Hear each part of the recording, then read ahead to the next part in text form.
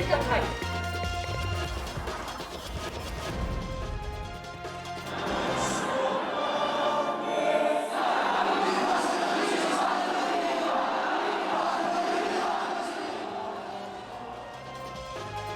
Biyernes ng taon, araw po ng simba sa Quiapo. Kaya naman libo-libong deboto na ang dumagsa sa Quiapo Church. Ang pamunuan ng simbahan naghahanda na rin para sa traslasyon sa Martes, January 9. May kordon na sa paligid ng simbahan at tigisan na lang ang entrance at exit. Nililimitahan na rin ang makakapasok sa loob ng simbahan para magkaroon ng physical distancing.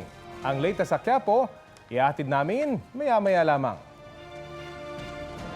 May bagong itsura ang ipuprosesyon na andas ng itim na Nazareno. Palilibutan ito ng laminated tempered glass case. Yan ay para mas maprotektahan daw ang 4 taong imahen at mapigilan ang mga sumasampa sa andas. Paraan din ito para mas maipakita at hindi matakpan ng poon alinsunod sa tema ngayong taon na ibig po naming makita si Jesus. Ayon kay Quiapo Church Parish Priest Reverend Father Rufino June Sescon Jr., hihilahin pababa ang magtatangkang sumampa sa andas dahil hindi naman daw ito bahagi ng debosyon. 20 ihos ang magbabantay sa paligid ng andas. Pwede pa rin daw maghagis ng panyo pero maipupunas lamang ito sa salamin o sa paanang bahagi ng krus na nakalabas sa salamin. Paalala ng pamunuan ng Quiapo Church at ng lokal na pamahalaan ng Maynila, gawing banal, ligtas at maayos ang buong pagdiriwang. Statistically impossible. Yan po ang sagot ng LTFRB sa pangamba ng isang commuter group na aabot hanggang 50 piso ang pamasahe sa modern jeep. Ayon kay LTFRB Chairperson Teofilo Guaris III, napakalayo raw nito sa minimum fare ngayon sa modern jeep na 15 piso. Wala raw itong katotohanan. Ang grupong para Advocates for Inclusive Transport ang nagbabalang posibleng tumaas ang singil sa pamasahe dahil sa PUV Modernization Program. Tanong ni Guaris sa grupo, saan daw nila nakuha ang datos na ito? Pati kung napag-aralan ba iyon? Hindi raw dapat sila basta-basta nagsasabi ng ganitong klaseng pahayag. Sabi naman ni Transportation Secretary Jaime Bautista, walang basihan ang 50 pisong minimum fare. Pangunahing basihan daw palagi sa taas pamasahe ang presyo ng mga produktong petrolyo. Kinakailangan din daw muna ng opinyon ng NEDA o National Economic and Development Authority bago aprobahan ng LTFRB ang kahit anong petisyon para sa taas pasahe. Wala pang sagot dito ang naturang commuter group. Patong-patong ng kasong administratibo ang kakaharapin ng driver ng SUV na nag-viral matapos mambangga ng isang motorsiklo at ginulungan pa ang babaeng angkas nito. Balitang hatid ni Mark Salazar. Mahigit 1 linggo matapos araruhin ng SUV ang motorsiklong ito at gulungan pa ang babae nitong angkas sa EDSA Shaw Boulevard, humarap na ang driver ng SUV sa LTO National Capital Region Office. Kailangang magsumite ng notarized affidavit para ipaliwanag ang kanyang sarili.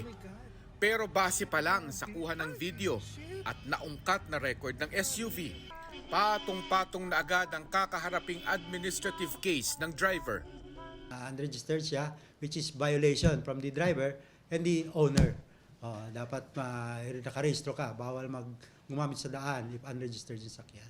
Which is mas higher penalty na, no? Babayaran mo yung unregistered penalty to 10,000 plus 2,000 na reckless. Kasi pag ginamit mo kasi yung sasakyan unregistered, medyo reckless na yung dating sa driver part. Kailangan din ipaliwanag ng driver kung bakit hindi niya natulungan ang babaeng nagulungan niya sa kalsada. Dapat tinutulungan mo yung nabangga mo. Duty mo kasi yun, duty of the driving case of accident. Meron kang duty. Once nabangga mo, if ever na hindi natin maiwasan, dali mo siya sa ospital, etc. etc. Yun ang duty mo, no? Kasi pag hindi, papasok ka sa improper person. Improper person ang tawag sa pinakamabigat na violation sa listahan ng LTO dahil revocation of license ang parusa rito. Hindi naman sakop ng LTO ang criminal case na reckless imprudence resulting in physical injury and damage to property na pulis ang humahawak. May paalala naman ng LTO sa ginawa ng rider na sinubok pasukin ng SUV para kunin ang car key. Maganda man daw ang intensyon para pigilan ng makausad pa ang SUV. baka siya pa ang balikan. Siyempre, baka ma-attempt ka naman ng carnapping, di ba? Oo, kasi kukunin mo yon. Hindi naman ayaw naman ng tao, bakit mo kukunin yung susi ko? Lalo na pag pumasok ka sa loob ng sasakyan, di ba? Paalala ng LTO sa lahat ng motorista. Kahit alam mo lahat yung batas, kung mainit yung ulo mo, konti lang, feeling mo mali ka agad, mali yung kabila, idadaan mo sa away, di ba? Hindi dapat talaga ganon. Mark Salazar, nagbabalita para sa GMA Integrated News.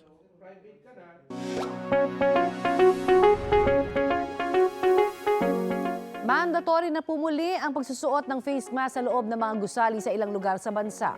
Sa Quezon Province, ipinatutupad na yan sa mga lugar na walang physical distancing.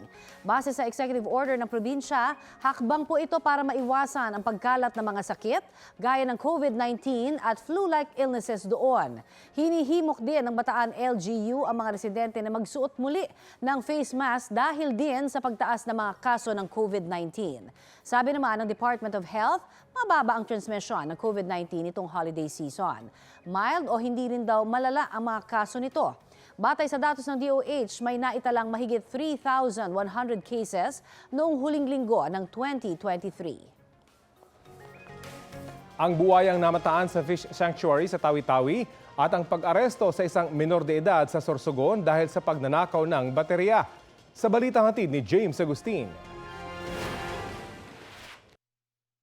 Sa Bulan, Sorsogon, arestado ang isang minor de edad na lalaki matapos magnakaw ng mga baterya ng truck sa loob ng fish port.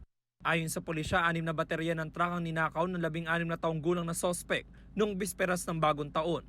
Nasa 30,000 pesos ang halaga ng mga baterya. Nitong Miyerkules, sinubukang ibenta ng sospek ang mga baterya sa isang junk shop. Nabalitaan ng may-ari ng junk shop ang tungkol sa mga nakaw na baterya, kaya nagsumbong siya sa barangay. Na makumpirmang nakaw nga ang mga baterya, isinuko ang mga ito sa pulisya at hinuli ang sospek.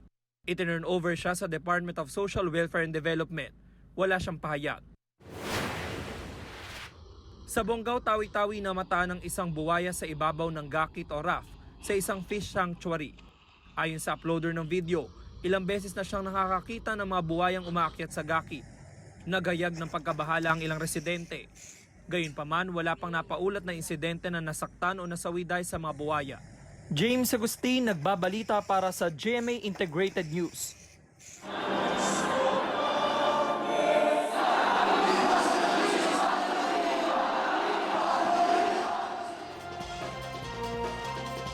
Bukas na ang simula ng pahalik sa itim na Nazareno sa Quirino Grandstand. Kumustahin natin ang sitwasyon doon sa ulat on the spot ni Von Aquino. Von? Rafi, ilang paghahanda na nga ginagawa rito sa Quirino Grandstand para sa programa at pagsisimula ng pahalik sa imahe ng poong itim na Nazareno na magsisimula bukas. Ang stage na gagamitin para sa banal na misa at programa inaayos na. Ang mga barrier at marker para sa pila ng pahalik, pinupwesto na rin ang mga tauhan ng MMDA. Nililinis na rin ang bahagi ng grandstand at itinatayo na rin ang mga tent na gagamitin. Nagsiset up na rin ng mga equipment ang mga miyembro ng media na magko-cover dito sa grandstand. 6 p.m. bukas magkakaroon ng misa para sa mga volunteers dito sa grandstand. 7 p.m. naman ang opening ng pahalik. Sa pahalik, ang mga volunteers ang magpupunas ng panyo ng mga deboto sa imahe ng poon. Magpapatuloy ang pahalik dito sa Linggo hanggang sa Lunes. Sa Lunes, 5:30 p.m. ang panalangin sa Takip Silim at 6 p.m. ang simula ng vigil at programa. Alas 12 ng January 9, Martes, ang misa mayor o solemn mass at pagkatapos nito ay magpapatuloy pa rin ang vigil. Rafi, sa kabilangan ng mga preparasyon dito ay nakakadaan pa rin naman yung mga motorista dito sa tapat ng stage ng grandstand. Rafi? Maraming salamat, Von Aquino. Lalo pang bumagal ang inflation o yung pong bilis ng pagtaas ng presyo ng mga bilihin ito pong Disyembre. Ayon po yan sa Philippine Statistics Authority, bumaba yan sa 3.9% mula sa 4.1% noong pong Nobyembre. Yan na ang ikatlong sunod na buwan na bumagal ang inflation at pinakamababa rin para sa taong 2023. Pangunahing dahilan po niyan ng pagbagal yung pagbagal ng tubig, pabahay, gas, kuryente at ilang produktong petrolyo.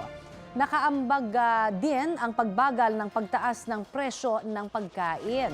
Para po sa buong 2023, 6% ang average headline inflation. Pasok sa 5 hanggang 6% na target ng gobyerno.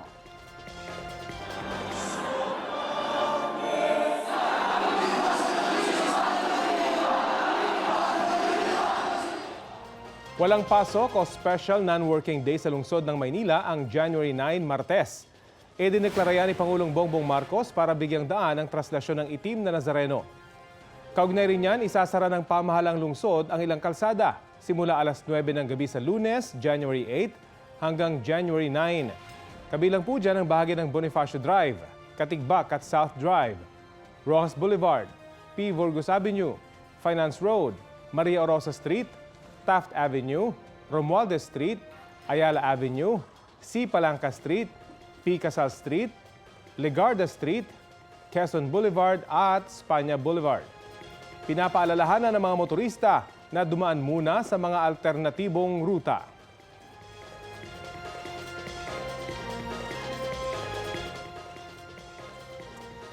Apat na araw bago po ang traslasyon ng itim na Nazareno, pag-usapan na natin ang mga paghahanda ng Nazareno 2024 Committee. Nakasalang po sa Balitang Hali si Reverend Father Hans Magdurulang, ang tagapagsalita ng Nazareno 2024. Magandang umaga at welcome po sa Balitang Hali. Good morning po, Ma'am Connie and Sir Rafi. Good morning po sa inyo. Opo, ano po yung last minute preparation nyo para sa traslasyon sa Martes? Sa ngayon po ay tuloy pinapatupad na po natin dito sa simbahan ng Quiapo, First Friday, ang ating parang dry run na po natin ito para sa January 9 na Nazareno 2024. Kaya po yung pagpasok po natin dito ay one entry na lamang po at yung ating paglabas ay multiple exit po tayo sa Quezon Boulevard, sa San Juan at Evangelista. Meron na po tayong mga kapulisan sa palibot ng Quiapo kasama ang ating mga para sa kalusugan naman, sa kaligtasan ng lahat. Ang lahat po na naging bahagi ng paghahanda ay kumikilos na po sa pagkakataong ito First Friday. May projection na po ba kayo ng oras na itatagal ng traslasyon hanggang makabalik po sa Quiapo Church? Dahil may mga pagbabago, hindi pwedeng sumampa. At hindi ba takaw disgrasya yon kapag itutulak pababa yung mga magtatangkang sumampa pa rin sa andas? Ano pong gagawin natin doon? Yung pong ating oras po, kagaya ng mga nagdaang taon po, ay hindi natin talaga matatsak po. Pero kadalasan po, umaabot sa 16 to 20 hours po. Ang pinakamatagal po niya noon dati na nasiraan tayo ng andas ay umabot ng 22 hours. Pero kadalasan po 16 to 20 hours. Pero kagaya nga po ngayon na wala na pong pagsampa na maaaring gawin, baka lang po na mapaikli ito. Pero ganun pa man, depende po sa daloy po kasi ng andas eh. So marahil makaapekto po yung pong hindi natin pagpapasampa na po ng mga kadeboto natin at yung sinasabi po ninyo na yung mga magtatangka pa rin po, nabigyan naman po ng briefing po yung mga alagad, yung mga ihos natin sa palibot ng andas na sila pong gagawa o magbabantay sa mga kadeboto natin na susubok pa rin pong sumampa. Okay, Father, ito po sa pagbabago ho na pag-uusapan natin ngayong taon, syempre yung itsura po ng andas, hindi ba? Sabi nila, laminated tempered glass na ngayon, na may case na itong andas ng itim na Nazareno. Pero bukod po dyan, meron pa ho ba tayong mga iba pang panuntunan o kaya ho patakaran para po sa traslasyon ito pong taong ito? Opo, kagaya po ng mga nagdaang taon, mabilisan po, paalala po namin sa mga sasama po sa traslasyon mismo sa prosesyon, tayo po ay maghanda rin physically, kumain mo tayo, matulog ng maayos, ng sapat po para po sa pagsabak natin sa pagsama natin sa prosesyon po ng traslasyon ay maging malakas po ang ating kalusugan, ang ating katawan po at pinapaalala, hindi po papayagan din po yung mga nakasombrero, naka-hoodie, mga may dala ho ng payong. At yung po magdadala ng mga replika o testardante ay wag na po natin dalhin. Kaya nagkaroon na po tayo ng pagbabasbas noong January 3 at 4. At sa mga magsisimba ho dito sa simbahan ng Quiapo, paalala po namin, wag na ho kayong magdala ng malalaking bag.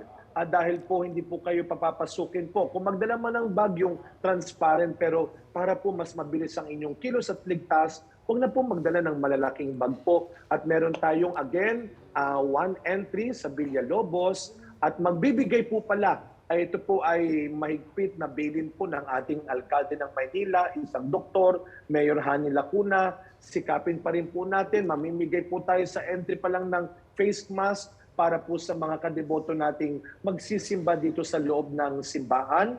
At umasa po kayo na sisikapin ho natin magkaroon pa rin ng distansya. Hindi man po natin masunod talaga yung 1 meter, pero sisikapin ho natin at ipatutupad natin na magkaroon pa rin po ng espasyo, hindi lang po para sa kalusugan, kundi sa mabilis at maayos na daloy po ng mga magsisimba po. Okay, pero Father, sabi nga nila yung distancing na sinasabi parang imposible na, ano, 'di ba?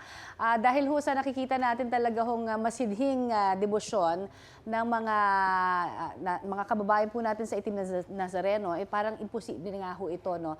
Tumataas din yung cases ng ating pong COVID-19 and other flu-like illnesses. Yung pagbibigay ho ninyo ng face mask, ito ho ba para sa lahat? Kumbaga na humingi sa inyo, meron ho ba kayong ganong plano? Opo, bali Ma'am Connie, sabi po ni Mayora, sa pagpasok pa lamang po ng mga magsisimba dito po sa simbahan ng Quiapo sa 9 ay asahan po nga ninyo na bibigyan po lahat ng mga papasok po na magsisimba, bibigyan po kayo ng face mask ng ating mga officers po o ng ating otoridad para po gamitin natin sa pagsisimba. Tama po kayo, hindi natin po mahigpit talagang maipatutupad dyan. Pero ganun pa man po, may control po tayo. No? Makokontrol po natin yung dami ng papasok, lalo na sa loob ng simbahan. Kapag puno na po, meron po tayong mga malalaking LED pa rin sa palibot ng simbahan para po sa labas na lamang po aabot ng misa. Okay, pero po doon sa andas, no, balikan ko lamang, di ba? Kasi ngayon, ano na siya laminated tempered glass case. Di ba? Yun po yung kanyang paglalagyan, ito pong Itim na Nazareno.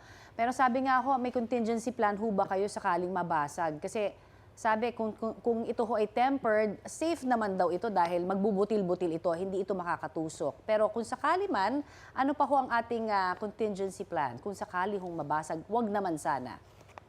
Opo. Meron naman po tayo, yan po ay kasama natin dyan ang mga kapulisan at mga eksperto po pagdating po dyan sa bagay na yan. Saka kaya rin po natin pananatilihin po yung mga alagad na tinatawag natin. Sa palibot po ng andas, meron tayong mga opisyal ho na sa pong nabigyan ng proper briefing din po sa kung paano gagawin. Siyempre po, dinadasal natin na huwag mangyari po yun. Kaya nga po, isa po sa mga malayo pa lang ho na gagawin natin, malayo pa lang sa andas, yung mga nakaabang na po sa mga kadeboto natin na talaga ho siguro masindi ang kanila hong kagustuhan na makalapit. Pero sana po ito'y malaking paalala natin na ang ating panata ay hindi po sa pagsampa. Dapat ang panata ho natin ay nandoon po sa Nazareno na nakikita at dapat makita po ng lahat. Kaya nga po natin ginawa itong ganitong uri ng bagong andas po. Alright. Marami pong salamat sa inyo pong binigay sa aming oras. Reverend Father Hans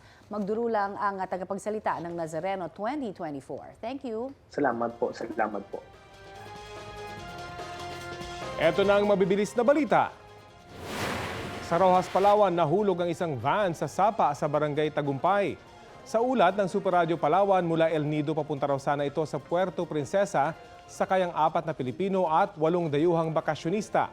2 sa kanila ang kinailangan ng first aid. Base sa investigasyon, madulas ang kalsada dahil sa pag-uulan, kaya hindi nakapreno at dumiretso sa sapa ang van. Natagpuan namang palutang-lutang sa Marikina River sa barangay Bagong Ilog, Pasig ang bangkay ng isang lalaki. Hindi pa tukoy ang pagkakakilanlan ng biktima. Wala pang nakikipag-ugnayan sa otoridad tungkol sa lalaki. Nasa punerarya na ang bangkay niya. Tingin ng mga residente, inanod lang ang lalaki sa lugar. Nabulok po ang mga pananim na repolyo ng ilang magsasaka sa Lawag, Ilocos Norte. Umatake raw kasi ang mga peste tulad ng whiteflies, isang uri po yan ng maliit na insektong nangangain ng mga dahon. Hindi na raw binombahan pa ng pesticide ang mga pananim dahil dagdag gastos pa ito. Mababa rin kasi ang bentahan ngayon ng repolyo dahil sa dami ng supply nito sa rehiyon. Lugi tuloy ang mga magsasaka.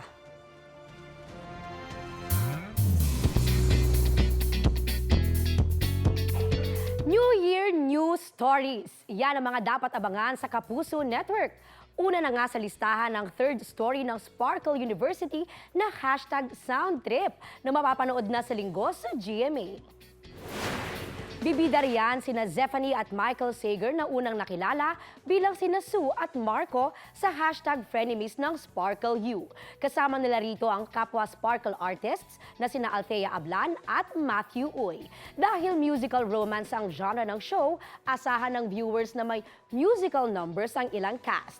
Sa Lunes naman, mapapanood na sa GMA Afternoon Prime ang Kapuso revenge drama na Makiling na pinagbibidahan ng real-life couple na sina Derek Monasterio at El Villanueva.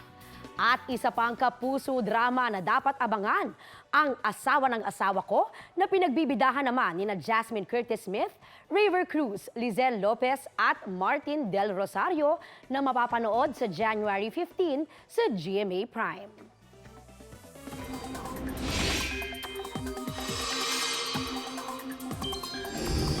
Mga kapuso, maulan po ngayon sa ilang panig ng Bicol Region at Eastern Visayas. Ayon sa pag-asa, nakataas ang yellow rainfall warning sa Northern Samar, Sorsogon at Romblon. Pinaalerto ang mga residente mula sa banta ng baha. Tatagal po ang yellow rainfall warning hanggang alas 11 ng umaga. Shear line ang nagpapaulan ngayon sa Bicol Region, Northern at Eastern Samar. Ang shear line ay ang pagsasalubong ng malamig na hanging amihan at ng mainit na easterlies. Amihan din po ang umiiral sa Luzon, habang easterlies naman ang nakakaapekto sa iba pang panig ng bansa. Sa mga susunod na oras, asahan po ang pag-uulan sa ilang bahagi ng Cagayan Valley Region, Aurora, Southern Luzon, Visayas at Mindanao. Base po yan sa rainfall forecast ng Metro Weather. Posibleng muli ang ulan sa Southern Luzon at Visayas ngayong pong weekend. Higit na maghanda ang mga taga Mindanao na uulanin bukas bandang hapon. Posible po ang heavy to intense rain sa ilang lugar na maaaring magdulot naman ng baha o landslide. Mananatili namang mababa ang tsansa ng ulan dito sa Metro Manila hanggang sa weekend. Ngayon pong araw, nakapagtala ng 15 degrees Celsius na minimum temperature sa City of Pines, Baguio, ayon sa Pag-asa. 16 degrees Celsius sa Malaybalay, Bukidnon, 16.5 degrees Celsius sa Basco, Batanes, 20.1 degrees Celsius ang naitala namang minimum temperature sa Tanay, Rizal, habang 25 degrees Celsius dito sa Quezon City. Dahil pa rin po yan sa amihan, maalon pa rin ang at delikado po sa maliliit na sasakyang pandagat ang pumalaot sa mga dagat sakop ng Batanes at sa northern coast ng Ilocos Norte at Cagayan, kasama na ang Babuyan Islands. Balik kulungan ang isa umanong snatcher ng cellphone sa Maynila, nakalalaya lang. Balitang hatid ni Darlene Kai. Kuha ito ilang sandali bago mang snatch umano ang riding in tandem na ito sa kahabaan ng Juan Luna sa Gagalangin, Tondo, Maynila. Ilang sandali pa, nang hablot na raw sila ng cellphone ng isang naglalakad na lalaki ayon sa Rahabago Police. Yung victim natin is a public school teacher, naglalakad sa kahabaan ng Juan Luna. Nagte-text po siya, ngayon meron riding in tandem na inagaw po yung kanyang cellphone. Inireport ng biktima ang krimen sa mga pulis. Mabuti na lang daw at naka-on ang GPS tracking ng phone. Kaya agad nilang natunton ang isa sa mga suspect. Actually moving siya. Ngayon, nung huminto siya doon sa pagbaba niya doon, tinuro ng complainant.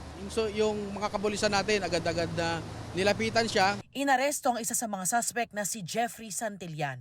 Nakuha ang ninakaw na cellphone pati na motorsiklo ng suspect. Positibo siyang kinilala ng biktima. Kalalaya lang daw ni Santillan matapos makulong noong nakaraang taon dahil din sa snatching. Pag-aabangan nila yung mga mga tao na gumagamit ng cellphone sa kalsada, pag nakakita sila ng opportunity, kukunin po nila, aagawin. Aminado ang suspect sa krimen. Tapos lang po sa pera, ma'am. Patuloy pang hinahanap ang isa pang suspect. Darlene Kai, nagbabalita para sa GMA Integrated News.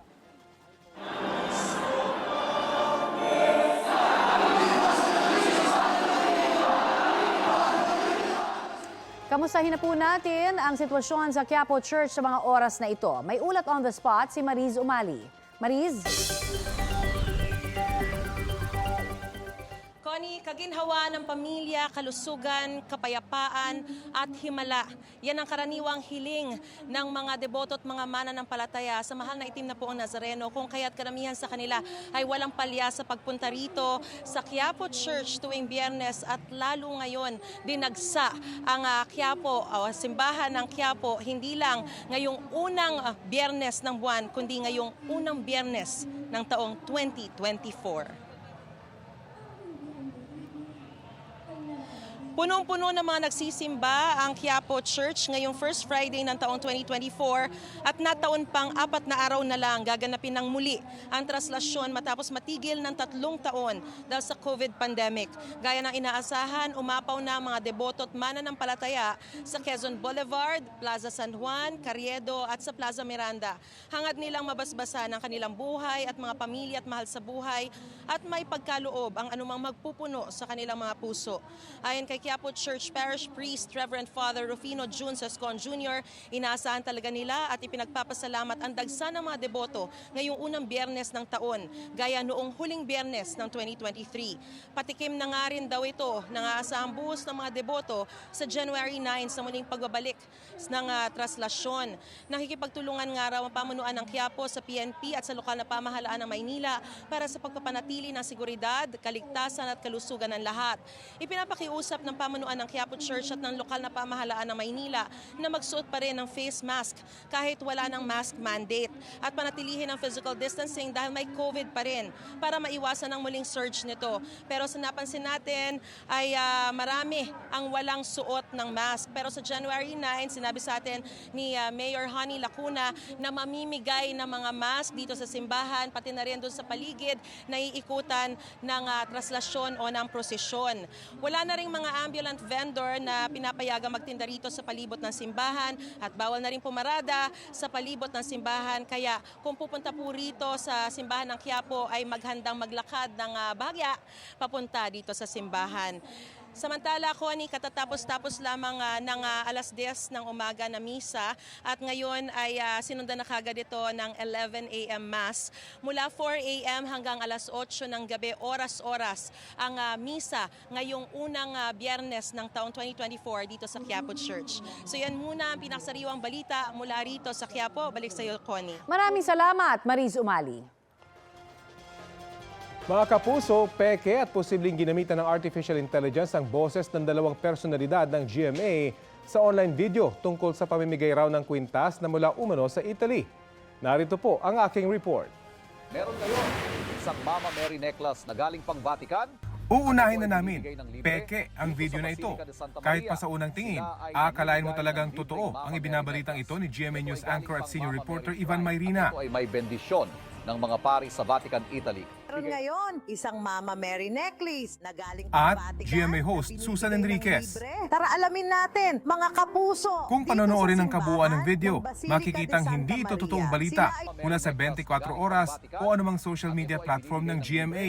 Mukha mang totoo ang graphics o font sa report, ang malalaking font na ito na lumilitaw sa video at makikita sa taas at baba ng video, hindi ginagamit ng 24 oras at ng GMA social media team. Kaboses man nina Ivan at Susan, halata namang hindi sakto ang salita sa buka ng kanilang bibig, pati ang bigkas nila sa salitang necklace. Ngayon, isang Mama Mary necklace. Isang Mama Mary necklace na galing pang Vatican. Sa kalagitnaan ng video, halata ring tila robot kung magsalita ang nagpakilalang pari na siya ring lumalabas na uploader ng video. Hanggang sa marami na sumuporta. At ngayon, marami na kami natutulungan. Possible na AI generated talaga yung likeness ng priest and the video itself. Ang kabuuang mensahe ng video, pamimigay ng libreng necklace mula pa sa Italy, tila hindi rin kapanipaniwala. Kung mukhang yung mensahe hindi talaga kapanipaniwala o hindi mo iisipin na galing talaga doon sa tao na yon, siguro ang pinakamaganda talaga is tanungin mo, confirm mo kung sa kanya talaga yon. Ang nakababahala sa video, gayang-gaya ang boses ni Ivan at Susan, bagay na kayang-kaya na raw talagang gawin ng artificial intelligence. Marami naman siyang makukuha na boses sa araw-araw na pagsasalita niya, pag-broadcast niya. Ngayon, maraming mapagkukunan. Maganda yung training na mabibigay mo doon sa AI. So ngayon, after matuto ng AI, mapapasabi mo na sa kanya kung ano yung gusto mong sabihin. Sinubukan namin kontakin ang page owner ng social media page na base sa litrato ay siya ring nagpakilalang pari na nagsalita sa video. Pero hindi makontak ang cellphone number na nakalagay sa page. Mula nang i-upload noong December ng nakaraang taon, umabot na sa 1.8 million views ang video na tampok si Ivan Mayrina at 146,000 views naman sa video tampok si Susan Enriquez. Sinusubukan pa naming makuha ang panig ng social media platform pero dati na nilang sinabi na patuloy ang kanilang paglaban sa mga mapanlilang na video na ina-upload sa kanilang platform. Ayon sa mga eksperto, pahirap na talaga ng pahirap para malaman kung peke o totoo ang mga video o audio na ating napapanood at napapakinggan sa internet. Kaya para hindi mapeke, intindihing mabuti at tingnan sa kabuuan ang mensahe ng inyong pinapanood. Huwag agad maniniwala at ugaling i-verify ang mga ito. Samantala, unti-unti nang nakakakita ng liwanag ang mga taga-Panay matapos po ang ilang araw na patay sinding kuryente dahil pa rin po yan sa pagkaka-shutdown ng ilang planta roon. At may ulat on the spot si Zen Kilantang Sasa ng GMA Regional TV 1 Western Visayas. Zen? Connie, may magandang balita para sa mga residenteng apektado ng power outage sa isla ng Panay dahil nakakonect na sa Panay Grid ang PAM Concepcion Power Corporation. Pasado alauna kaninang madaling araw, nakakonect na sa Panay Grid ang PAM Concepcion Power Corporation o PCPC. Base sa ipinalabas na advisory ng National Grid Corporation of the Philippines, alas 8 ngayong umaga nakapasok na ang PCPC ng 50.3 megawatts na kuryente sa grid. Ang PCPC ang may kapasidad na mag-generate ng 135 megawatts ng kuryente. Ito ang hinihintay ng NGCP para ma-stabilize ang supply sa isla ng Panay. Sa ngayon, may kabuuang 301.1 megawatts na supply ng kuryente ang isla ng Panay. 287.9 megawatts ang mula sa mga power plants sa isla, habang 13.1 megawatts ang mula sa ibang sources sa Visayas. Samantala, Connie, nagpaliwanag naman ang PEDC na unang nag-trip ang kanilang Unit 1 bago pa man nag-umpisa ang power outage. May mahigit 600 megawatts na installed capacity raw ang mga power plants sa Panay at 320 megawatts lang ang demand. Mag-shutdown kami or mayroong plantang mag-trip, sufficient pa siya to supply the whole Panay area. Ang nangyari lang kasi nung nag-shutdown sabay-sabay, which is very very uncommon na yung mga pangyayari. So there must be something na nag-trigger doon. Yun ang hindi natin alam. Sa Iloilo City, apektado ang mga negosyo at ayon sa PCCI Iloilo Chapter, pinangangambahang aabot sa hanggang kalahating milyong piso ang lugi kada araw. Sa labas ng Panay, may epekto rin. Nag-fluctuate pa rin ang kuryente sa Silay Negros Occidental, kaya nag-aalala ang ilang mga negosyante na masira ang kanilang appliances at paninda. Sa pulong ni Energy Secretary Rafael Otilla, opisyal mula sa Energy Regulatory Commission, ilang local chief executives at power sector, nag-utos na ang DOE sa NGCP na pabilisin na matapos ang Cebu Negros Panay Backbone Project na malaking tulong para mapataas ang supply ng kuryente. Connie, sa ngayon nagpapatuloy pa rin ang rotational loading at manual load dropping habang hinintay pang maging matatag ang supply ng kuryente. Connie, yan ang latest mula dito sa Panay Island. Maraming salamat!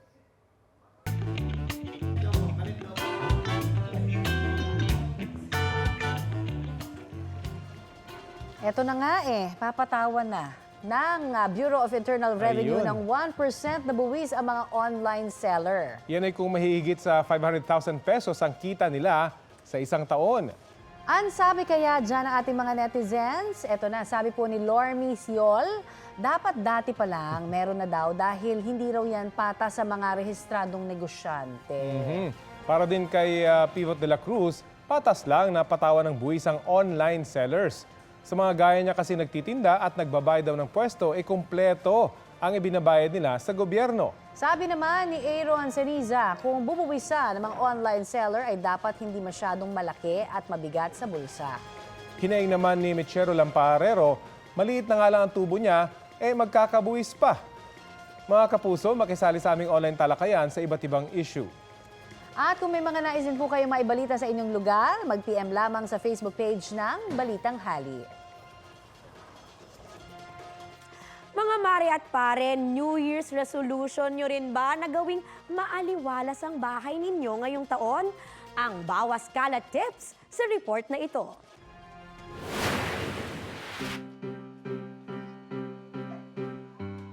May goal si Lola Mirna sa pagpasok ng bagong taon. Ang simulang malinis at maayos ang kanilang bahay. Kasi po yun po yung mga kasabihan po ng mga matatanda na bago daw pumasok ang bagong taon, dapat malinis lahat. Pero ang clean-up goals, paano nga ba niya sisimulan? Kung ganito ang sitwasyon ng mga gamit tulad sa kanyang kusina. Sa kusina, ang napansin ko, yes, organized naman siya. Hindi siya magulong-magulo. Ang napansin ko lang yung mga plastic na containers at saka yung mga parang mga tray. Pwede pa siyang i-organize na ipatong-patong na parang yung maliliit nasa loob ng mas malaki para mas madali siyang mahila pag kailangan mo. Sa kusina, ginawa ko po yung maliliit na mga dilata, ilinagay ko po sa container, container. Para po medyo magluwag-luwag ang space. Yung mga pasta po, saka noodles, pinagpatong-patong ko na lang po sa gilid. Yung iba pong container, umpisa po sa malaki para punta sa maliit, pinatong-patong ko po siya. Yung malalaki po, nasa ilalim, pataas po, paliit. Ang maliit na kwartong lalong pinasikip na mga gamit. Paano kaya? Ang masasabi ko dun sa room, because maliit nga siya, kailangan i-maximize yung space. Makakatulong kung magbawas ng gamit. Like makikita mo may mga paper bag or mga gamit na siguro hindi naman kailangan doon. Or example, yung mga backpack na pwede namang isabit sa likod ng pinto. So may space maximization na magagawa pa. Hindi siya hopeless case. Sa kwarto naman po, inalis ko po yung mga bag, sinabit ko po sa likod ng pintuan, tapos yung mga paper bag na po, tinupit ko. Ang problema ko po is wala pong malagyan ng mga drawer. Maglalagay na lang po ako sa box. Ilalagay ko na lang po yung mga damit na hindi nagkasya sa drawer, ilalagay ko na lang po sa box para medyo masalansan po siya ng maayos. Sa pag-aayos na ginawa ni Lola Mirna, pinatunayan niyang less is more. Masaya na ako kasi malinis na po ang bahay namin. Kung alimbawa ano ang medyo pangit sa pagtingin mo, tanggalin mo na lang. Ang number one solution para ang bahay ay maliwalas at hindi cluttered ay mag-declutter, magbawas ng gamit. Most people, nagkakaproblema talaga sila sa decluttering kasi they start with the sentimental. Basta magsimula ka lang sa mga gamit na siguro mga lumang payong, yung mga hindi sentimental sa'yo. Kung sa tingin mo naman may pakinabang pa sa iba ang mga gamit, pwede raw itong ipamigay o i-donate. Ang totoong gift ng decluttering at organizing is mental and physical well-being. Kasi meron talagang direct link ang clutter sa stress, sa depression, sa anxiety. Ang key term daw is authenticity. Pag nag-declutter ka, nagko-connect ka kung sino ka talaga, ano yung nagpapasaya sa'yo. You learn more about yourself in the process of decluttering kasi you let go of ano yung hindi na align kung sino ka.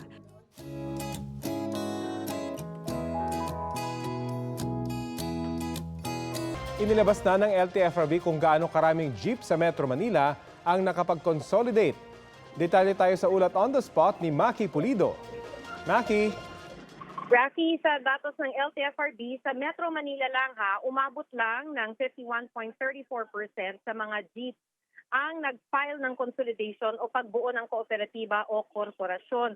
Katumbas ito ng 21,655 units. Kung sa UV Express, nasa 59.33% o katumbas ng 4,400 units.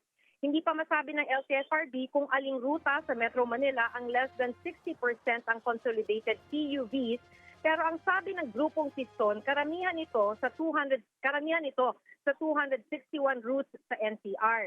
Kaya ayon kay Modi Floranda, siya yung national president ng Piston, kung hindi raw sila papayagan ng LTFRB na bumalik sa kanilang hanap buhay, tiyak krisis sa transportasyon dahil walang masasakyan ang mga mananakay. Pero muling iginiit ng LTFRB na may ibang mga masasakyan ng mga commuters, mga short routes daw ang mga apektado at may redundancy o may ibang PUVs na namamasada tulad ng mga bus o tricycle. Mag-a-assign din daw sila ng mga consolidated jeeps sa mga apektadong ruta. Giit din ng LTFRB at DOTR, wala silang kinalaman sa kung anong modern jeep ang bibilhin ng kooperatiba o korporasyon. Ang mga ito raw ang magdedesisyon sa 54 manufacturers na nasa listahan. Yung mga nasa listahan daw ay dumaan sa certification process para matiyak na pasado sa Philippine National Standard Requirements. Isa na rito na ang makina ay Euro 4. Sagot ito ng mga opisyal sa balak ni House Speaker Martin Romualdez na paimbestigahan kung may konsabahan para maipasok ang ilang manufacturer sa listahan. Handa raw ang mga opisyal ng LTFRB at DOTR na humarap para makapagpaliwanag. Rafi? Maraming salamat, Maki Pulido.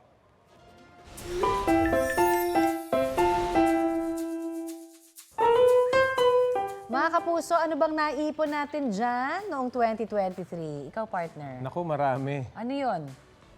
Manlibre ka naman. Kagandahan. Pagmamahal. Pagmamahal. Ayun, madami talaga, di ba? Samantala sa Cavite City ho kasi, isa hong lalaki ang kumasa sa 1-year 50 peso Ipon Challenge. Yan ang video ni Nazareno Semper habang binibilang ang kanyang naipon mula sa alkansya niya. Sinimulan niya raw yan noong January 1st, 2023 at binuksan niya syempre noong December 24. Ini-advance niya na lang daw ang hulog niya para sa December 25 hanggang 31. May mga nailagay rin siyang 500 at 1,000 pesos mula sa sobra niyang bonus at incentives. Ang total na kanyang naipon, 42,300 pesos. Ang galing, di ba? Hindi mo mapupulot yan. Oo nga. At syempre gagamitin po niya raw yan para makabili ng motorsiklo para palitan na ang ginagamit niyang may kalumaan na. Pinost niya yan para syempre maging inspirasyon sa iba. Ngayon, meron na hong 1.7 million views sa TikTok at mahigit 60,000 likes yan. Aba, Good kikita job, pa siya kuya. sa viewership. Ipon-ipon na tayo ngayon. O, start na tayo, simulan ha? na natin. O, bakas-bakas muna. At ito po ang Balitang Hali. Bahagi kami ng mas malaking misyon. Ako po si Connie Sison. Rafi Timo po. Kasama niyo rin po ako, Aubrey Caramper. At syempre para po sa mas malawak na paglilingkod yan sa bayan. Mula sa GMA Integrated News, ang News Authority ng Filipino. Kapuso, alamin ang maiinit na balita. Bisitahin at mag-subscribe sa GMA Integrated News sa YouTube. Sa mga kapuso abroad, samahan nyo kami sa GMA Pinoy TV at sa www.gmanews.tv.